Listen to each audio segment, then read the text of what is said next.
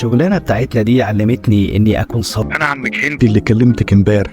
كل شيء أصبح خدمات تقدمها شركات لديها كول سنتر. أنا بستقبل 100 مكالمة في اليوم، بتشتم فيهم 1000 مرة في اليوم، والشتايم بتكون شتايم يعني.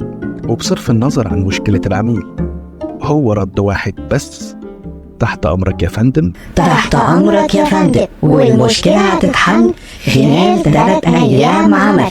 ومع ذلك ولا فارق معايا. في الأول كنت زيك كده، بعيط وانام وانا دمعتي على خدي. مع حضرتك باجة من شركة ظريف، أقدر أساعد حضرتك إزاي؟ قولي لي لأ مش هنديك حاجة، وأنا مش هطالبكم بالفلوس. ليه أتشتم على حاجة ماليش ذنب فيها؟ رحمة وفهمة وبسمة ونسمة وكلمة وأزمة. أسمى يا فندم، أسمى. لكن دلوقتي بعد ما عدى عليا 3 سنين في الشغل، اتفضل يا فندم. أنا نفسي أعيط. أنا عايز إجابة على سؤالي. بقيت زي ما أنت شايف، مبتسم على طول وقادر أواجه المواقف مهما كانت صعبة. أقول لك على حاجة، ظهر قدامي إن حضرتك اتكلمت كتير فعلا يا فندم. فالعميل يريد حقه والكول سنتر يريد راحة العميل. أتمنى أكون قدرت أساعد حضرتك. بعد ما أقفل هيكون في تقييم المكالمة، حضرتك هتختار من 0 ل 9 يعني راضي جدا، و0 يعني غير راضي تماما. شكرا.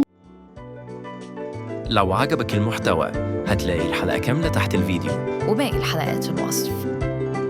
لايك، شير، سبسكرايب، وفعل جرس التنبيهات، اكتب لنا في كومنت أكتر فيديو عجبك، واقترح موضوع الفيديو اللي جاي، واسمك هيتكتب في الحلقة.